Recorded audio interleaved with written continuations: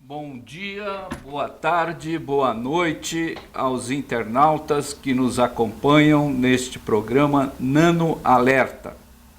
Hoje, no seu número 108. Fazemos este programa dedicado ao público não especialista, porque é este público que paga as pesquisas sobre nanotecnologia realizadas no Brasil. Também fazemos este programa porque é aqui que nós podemos discutir os impactos da nanotecnologia na sociedade, no meio ambiente, na economia, na ética, coisa que não são discutidas aonde se faz nanotecnologia no Brasil. Por fim, fazemos este programa porque acreditamos que ser livre é ser bem informado e a divulgação científica contribui, colabora para o aprofundamento da democracia e da cidadania no Brasil.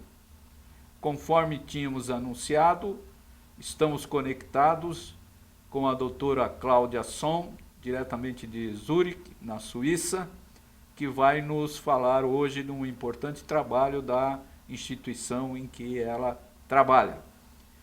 Ok, Claudia. Okay, Claudia. Can you start your self-presentation? Thank you. Thank you very much for the invitation, Paolo. I'm a senior scientist at the Swiss Federal Institute, which innovates new materials. And we had the last 3 years a European project called LICARA. And in this project, there was the goal to support small and medium-sized enterprise to innovate nanoproducts in a sustainable way. From this project, we got 2 results. One was a LICARA guideline, which I do not present today, but you can also find it on the homepage of my institution under www.empla.ch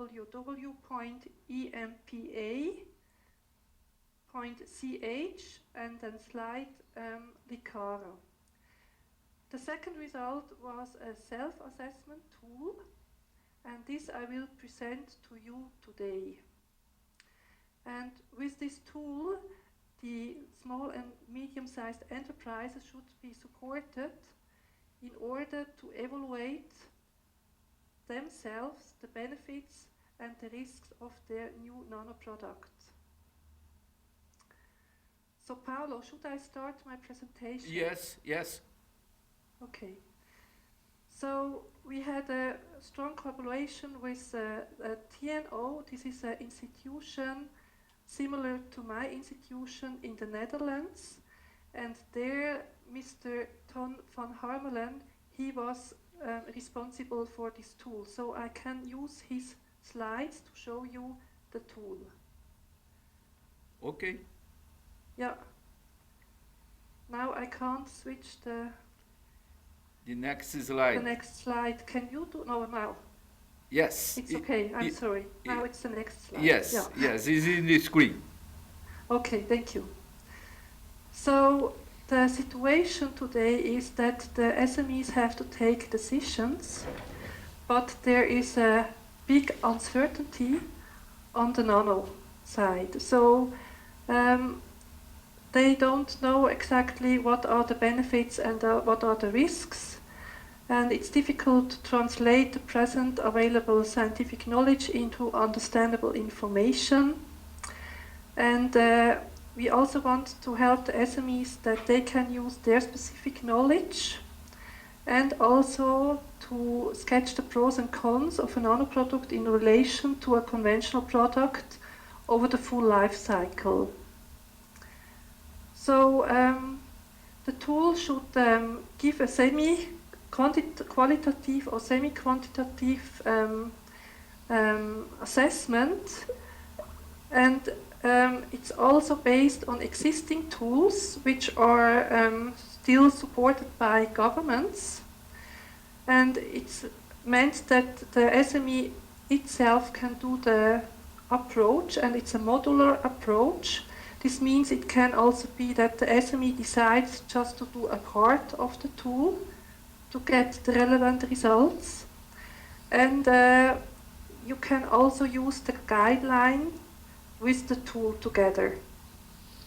Okay, the principle of to use the full life cycle is in all of your research in this program of European Union. Yeah, it was a European Union project. Okay, and Yeah. to use the principle of the full life cycle is inside of thesis projects. Yeah, exactly. You can use it for the full life cycle of your new product. Okay, Yeah,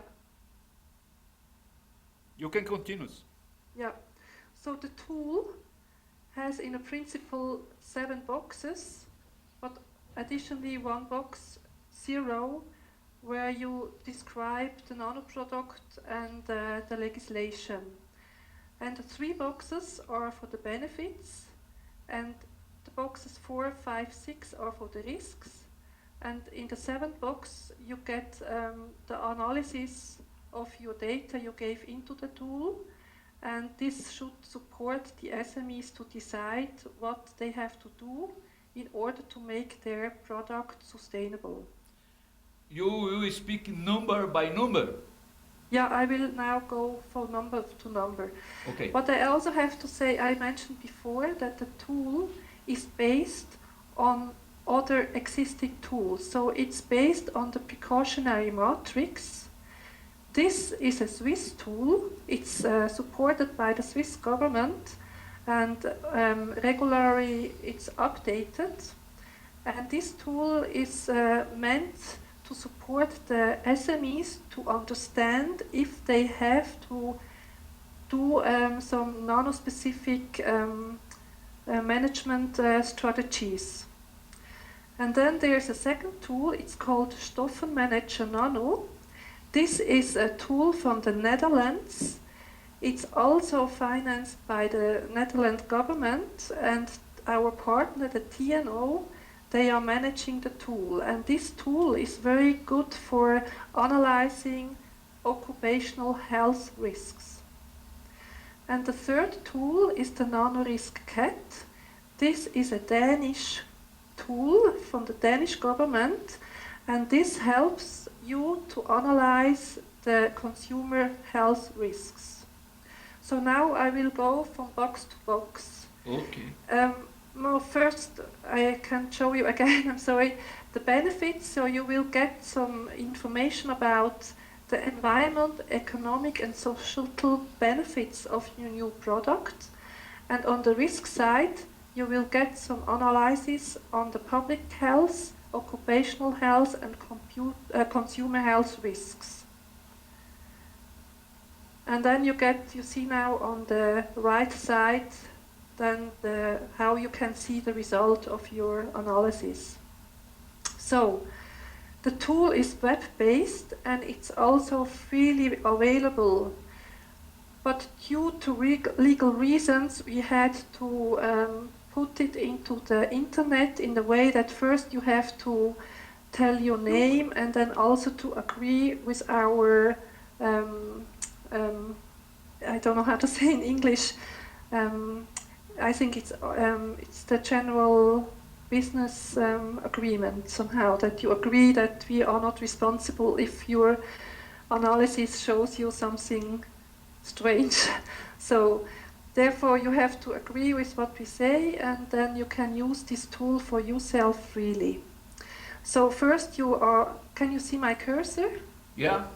Okay, you are welcome. You have an introduction where it's explained what this tool is, what it can do, and what are the limitations. And then you can go to the Start NANO-SCAN, and there you start the tool. And then when you start the tool, you have here start the nano product, environmental benefits. So this is for all the boxes we have seen 2 slides before. And in each box you get a guidance where you can get additional information about the environmental benefits, and then you can go directly to the questions. And in each question you have a drop-down menu, so it means that you can choose the answer. For example, what do you think that the energy consumption of your new product for the manufacturing process, is it better or equal or worse as another product on the market? And then you can choose your estimations for yourself. And you do it for all the questions, and you have in all these boxes these questions, and you always have a drop-down menu, so you don't have to invent yourself an answer, but you have to choose the answer you think is the most correct answer. It can also be that you have to say, okay, I have no idea, so it's unknown. I do not know if my product is better about energy consumption during the production than the other products on the market. So then you say hold unknown. Okay. Yeah. So the first box is about the legislation. You get some introduction into the most relevant issues of the legislation when you read the guidance. And then you have to answer the questions. And then you go to the second... About the legislation, you think that is a good legislation that you can see in the European Union? Well, there's a lot of discussion about the proposal of the European Community about the definition of the nanomaterials, because the European Commission includes also natural nanomaterials, and it says that if more than 50% of the numbers of the particles in your products are in the nanoscale, then it's a nanoproduct. But I mean, it's difficult to know or to analyze if you have more than 50% of your numbers of the particles in your product in the nano range. Probably you don't know. So this is a discussion still going on if this definition is useful or not. The ISO, on the other hand, defines a nanomaterial as soon as there are some particles below than 100 nanometers. And it doesn't depend how many of them are into the material. And the ISO, the International Standard Organization, also says just the artificial produced nanoparticles or nanoparticles. And in Switzerland we have a third definition, because we have seen that for the human health interactions, also the range above 100 nanometers is important. So our regulation, our definition is going up to 500 nanometers. So we call all particles in the size from 1 to 500 nanometers, we call them nanoparticles. Yeah. But here you can yourself decide which definition then you would like to choose for your evaluation. I think it's a good decision to put the 1 to 500 in. Yeah, because this is the reality when you look what you can see in the science when you investigate the effects of the tiny particles on the biological systems, and there you see that there's also a specific interaction until 500 nanometers. So I think it's useful, yes. Yeah, okay. Okay, here, as I said, you get some guidance information about all the different kind of definitions, and then you can yourself decide which definition is the most appropriate for your case. And then you go to the second box, which is actually the box 1, because it's the first benefit box. There you analyze the environmental benefits of your product compared to other products in the market. And then, as I showed you before, you choose your answers for all the questions, and then in the background of the tool you will get some figures, which then in the end help you to analyze how many environmental benefits you have compared to the product in the market. It's a similar product. Yeah, a similar product which you want to compete. You know, you want to bring a new product on the market, and you will see, you want to understand, is it better concerning the environmental benefits than the one which is already in the market? Because this can be also a competitive advantage for you if you can show that your product is better than the other one in the markets concerning the environmental benefits. Yes, okay. Yeah. So you do it for all the boxes, also for the economic benefits and for the social benefits, and also for the risk, the public health and environmental health risk, public health and environmental risks for nanoparticles. And there you get always a figure, but then in the fifth box where you... Please, in the slide before. Yeah. Yes, but you have to compare also similar products about the economic benefits and social benefits. Yeah. Also? Yeah. Yeah. You always compare it to the one you want to compete in the market, which are already on the market, and you want to compete with them because you bring out a new product. Okay. And you want to understand if it's more beneficial than the product in the market which you want to compete. Okay, but the answer of this comparison is the company that is fill the forms that put the results. I mean, you can cheat, but you cheat yourself. It's really meant as a self-assessment tool, so it wants really to support the company to understand themselves where do we have benefits and where do we have risks. I mean, they could cheat and say, okay, our product is always better than the one in the market, but it doesn't help them. You know, it's they should be honest for themselves, and then to see, maybe they have to understand better the market, maybe they did not analyze enough the market, then they see all the answers we have in the box 1, 2, 3, they don't know, so they see, okay, maybe I have to find better information about products already in the market. But then they should be honest about it. Okay, is not for themselves. is not the LICARA soft that put the result of this comparison? No, it's that you have to answer yourself. Is your product better concerning the environment, for example, the energy consumption or the pollution, and so on, you know? But it's rather that the tool supports you what aspects you have to consider to end up with a sustainable product. Okay, okay. And it's really a self-assessment tool.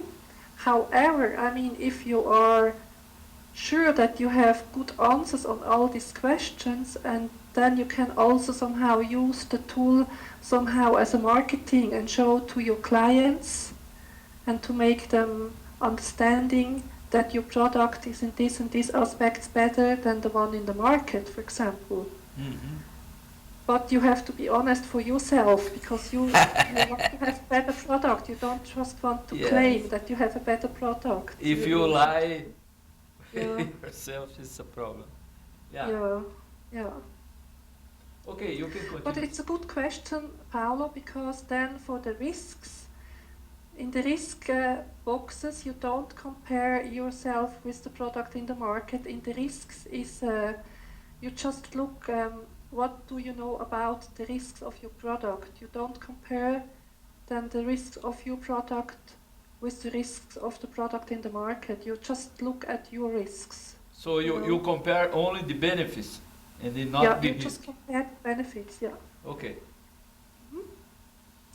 But in all these boxes you get these questions, and then you can choose the answer you think is the most appropriate.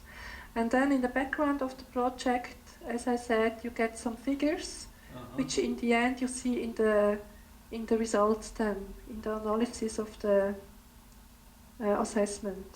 Yeah? Okay.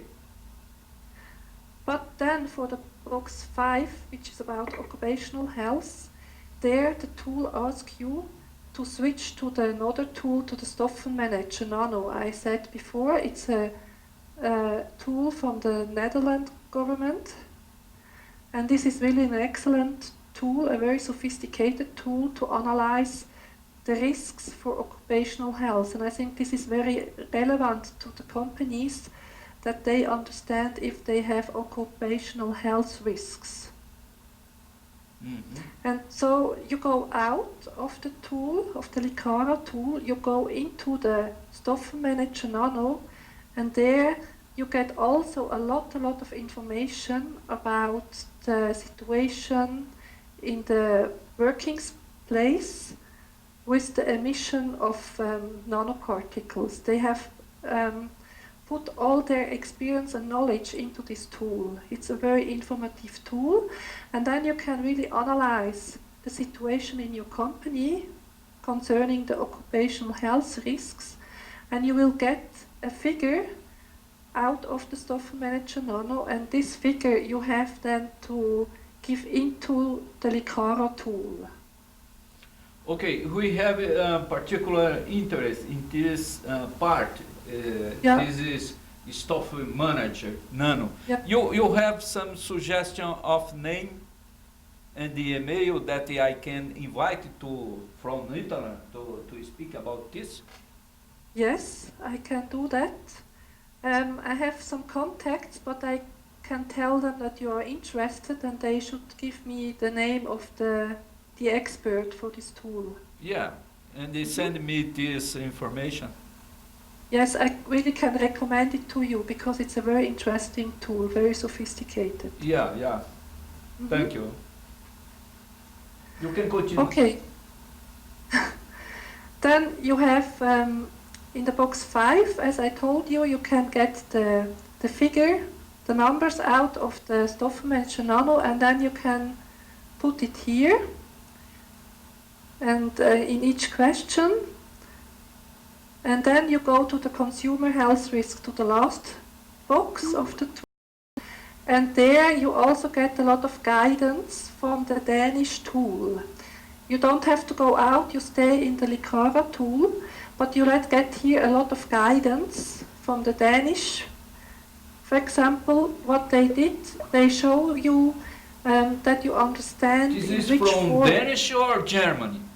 No, this is from Denmark. Denmark. It's a Danish tool, yeah. The NanoRiscad is from Denmark.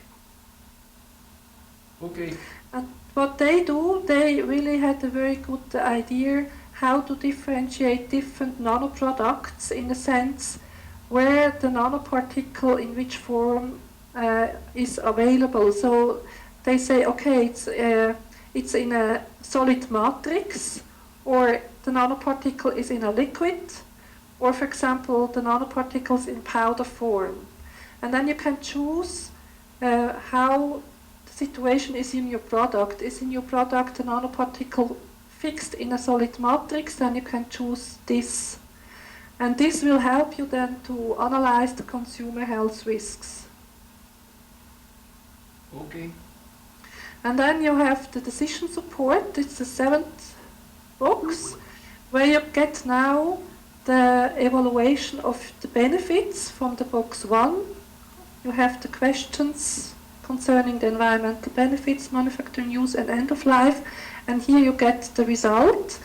And these blue bars show you how many questions you have answered with unknown. So it shows you your uncertainty. For example, in the manufacturing process here, the uncertainty was quite big. So the company should maybe find more information about their manufacturing process. This self-clean nano CO2 is a real product, or is only?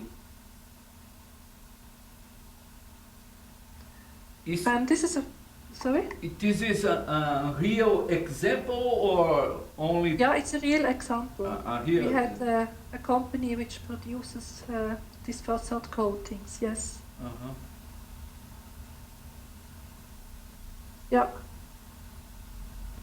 And then also the risks. And you again see when you have uncertainties, the blue bars show you that you're quite uncertain here about the public health risks. And then in the end, you end up in an analysis for your product here. As you said, yeah, it's the example of a nano-titanium dioxide facade coating, a self-cleaning. And you end up here, which means yeah, it's not clear that you have a lot of benefits, but it's also not that you have a lot of risks. You get here also the information that the most risks are based on occupational health. So it's not the consumer risk or the environmental risk which are relevant for your product, but the occupational health. Here you have to improve the situation. And then here you see again the blue bars, which show you the uncertainty, the questions which you have answered with unknown. Okay. So I have also to say, I think the added value of the tool is not so much that you have a precise assessment here as a figure. It's more that you have really gone through all the relevant questions and see what is relevant to know about your product in order to have a good communication with your clients and also with the regulation agencies, for example, that you better understand your own product. Yeah. But this happen, yeah? I think nowadays, with the knowledge that we have about nanotechnology and about all kind of nanoparticles, is more possible you use this kind of the tools that is not quantitative tools, because you don't have any information about quantitative about TO or CO2 or another nanoparticles, no? Yes, I agree with you. I mean, what we have done in the guideline and also in the guidance of this tool. We have really tried to put together the current knowledge, the current scientific knowledge about the risks and the benefits. So in order that when you read the guideline and when you read the guidance in this tool, you get a lot of information which can be valuable for you to assess your own product. Yeah. Okay, you can continue. Okay, so as I said, the LICARA NANO-SCAN is available for free. You just have to agree with our ADBs, and then yeah, if you need more information, you can. We have also put our contacts at the websites, and then you can get in contact with us. Yeah. So I have to say thank you. No, okay, but I have another questions. But first, I would like to have your, I think you have, I don't know, your final report about this. Is possible in PDF? You mean the publication? Yeah. Of the tool? Yeah, I can send it to you. Yes. But yeah. This is one thing. The other two is about the contact of the people from Netherlands, the people from Denmark. From Stoffenmanager. Yeah. to see if these people can give me an interview about this part of the this LICARA tools, no? Yeah. Is more detail about this part of the consumer, about the workers, no? That is inside in the company producing this kind of products. I would like invite these people to give you one interview, like you. Okay? Yeah. But the first question that I have for you is, how was the money to do this kind of research in this final product of the research? I'm sorry, I did not understand the question. The question is, how much euros cost this kind of work of research that in the end you have to produce this tool? Yeah, actually I have to say that this tool we did for nothing because this was not the goal of the project. The goal of the project was the guideline and the case studies for the participating companies. And the tool we did by ourselves because then the companies came up with, the participating companies came up with the wish that they would like to have a tool. So we said, okay, we try to establish a tool. And I also have to say that the tool is a first approach.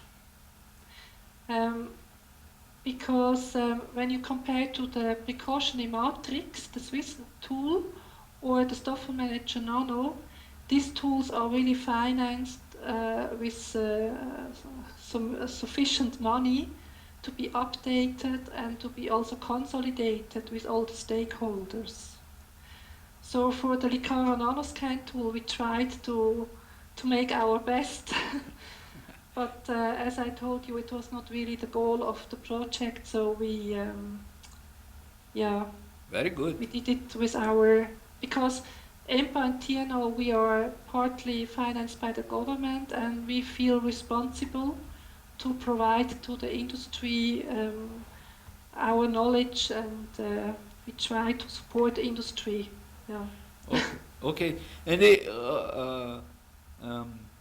there are many industry participating of this. How much is a big industry, medium, small? In the LICARA project, there have been 2 medium-sized companies and 3 industrial associations which have participated. Okay, and this industrial association is what is the industry that belongs to industry association is from? Yeah. There have been 3 industrial associations. One was from Switzerland. It's a nanotechnology cluster. And in the Swiss association, also German and Austrian companies are participating. And the second industrial association was from Sweden. And the third one was European Industrial Association for Nanotechnology. That inside of this association has a chemical industry, car industry, etc. Yeah, in these associations from different sectors, the companies are participating. I saw, I think 1 month ago, that in general, in global numbers, we doesn't have yet 5,000 products in nanotechnology. 5,000? Yes, we doesn't have 5,000. I think it's 4,766. I don't know exactly the number. Yeah. But my asking for you is about the money that our government, or European Union plus USA put to develop the new products, no, by financing research. I think the USA in science start National Nanotechnology Initiative put more or less $28 billion. Oh. Per year? No. At the end, Okay. Science 2000. Yeah. Per year is 1.8 billion. Yeah. No, I think is there is so much money in the not so much or very little products. Yeah, you're right. I think it's really a relevant question because I also could observe that sometimes companies or also researchers tries to solve a problem with nanomaterials, and because there you get a lot of money for your research, but maybe you could also solve the problem without nanomaterials, and then you cannot find easily some research funds. So this can be also somehow a problem. On the other side, I have to say that when you look at the history of new materials, it takes several decades until you have developed a new material for the market. So for example, the carbon fibers. It took more than 30 years to develop the carbon fibers and then have them in the market, in the products. So I think there are quite interesting projects for new nanomaterials, but I think it's relevant really to think also about the sustainability of these new products in the early phase of the innovation. And therefore we created this guideline and this tool that if a company decides to innovate a new nanomaterial or new nanoproduct, that they can evaluate themselves if this is a good idea or if the risks will be so high and the benefits so low that maybe it's not such a good idea. Okay, you can speak something about your laboratory because the name is Laboratory of Technology and Society. Yes. I mean, we are one lab in the institute, and the institute has more or less, I think, more than 1,000 employees. In our lab, we are about 30 employees, and our lab is a little bit special at EMPLA because most other laboratories, they innovate new materials. And in our lab, we don't innovate new materials, but we evaluate the new materials concerning the sustainability and the safety. Okay, and when start this laboratory? This laboratory is already more than 30 years old. Mm-hmm. Okay, so this preoccupation with the impacts of these new materials, these innovative products, is very present in your workers. Yes, the laboratory started with the activities in life cycle assessment.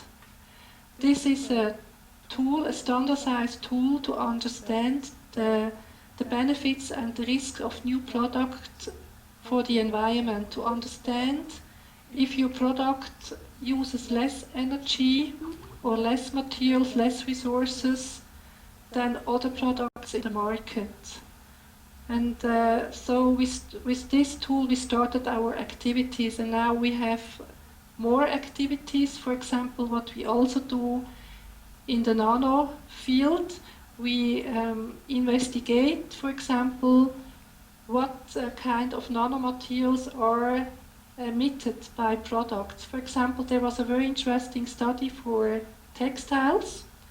We investigated several textiles that contained nanosilver. And what we found that in some textiles there have not been any nanosilver, but by washing these textiles, nanosilver particles have been created in the washing water. Yeah, and so we could find out that you have also a release of nanoparticles from non-nano products. And the textile industry doesn't know what to do with this water when you're washing these clothes. Yeah, I think in Switzerland it's not such a problem because then the water goes into the water treatment, and there the nanosilver will be, how can I say, will be taken out. So, but it depends where the water from the textile industry or for the washing from the household is going to. And you think the budget of your laboratory is okay, or is a small budget if you compare with the other laboratory inside your institution? I think we are quite successful at the moment, so I hope it stays this way.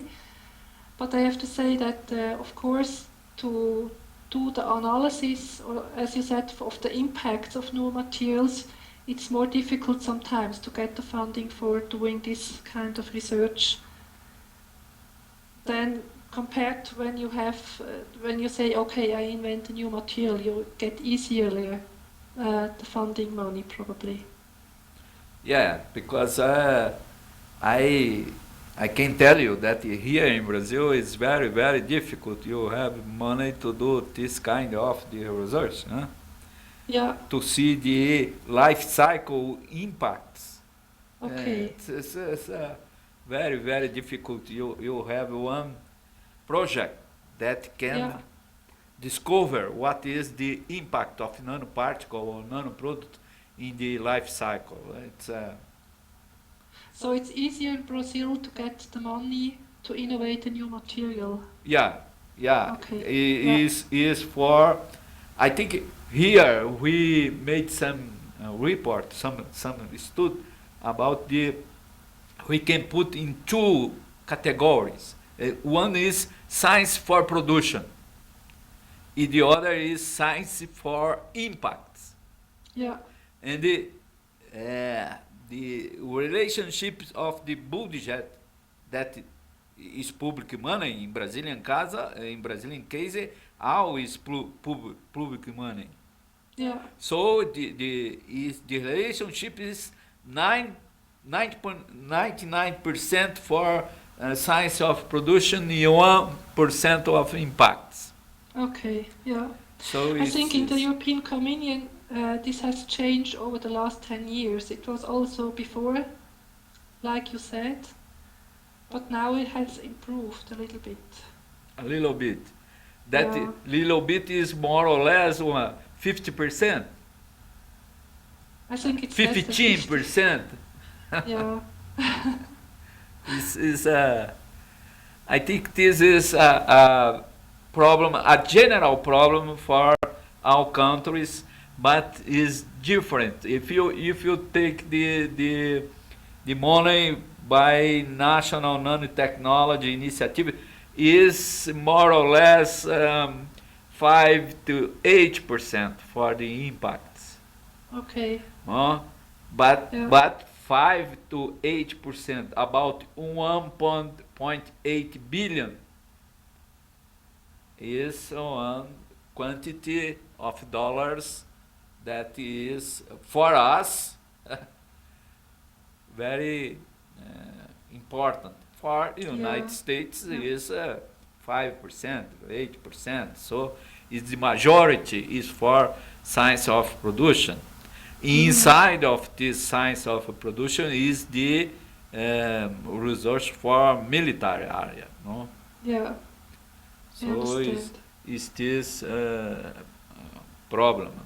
So you have the news project in this direction that you are working or not? Yes, at the moment we have a request from the science that we do something similar for medical nanomaterials. Medical nanomaterials. Yes. Oh, okay. And then we have other projects for batteries, where they also want to use more nanomaterials to make the batteries more efficient. Uh-huh. Yeah. Okay, and it is the planning is end next year. No, I mean the one is lasting the next 3 to 4 years, and the one in the medical application field is will start next year. Ah, okay, Yes. okay.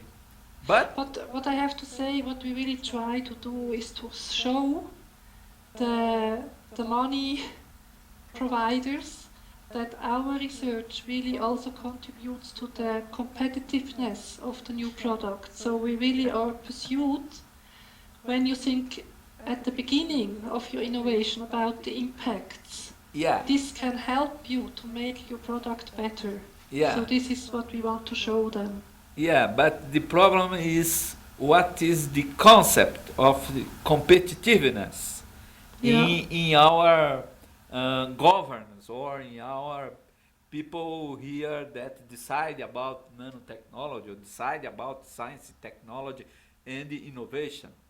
Yeah. So in very, very long time, this kind of problem about the environment, about the health, is not have impact in the competitiveness. So before we have to show the people that decide that these are very important variables about the competitiveness. Yeah, you're right.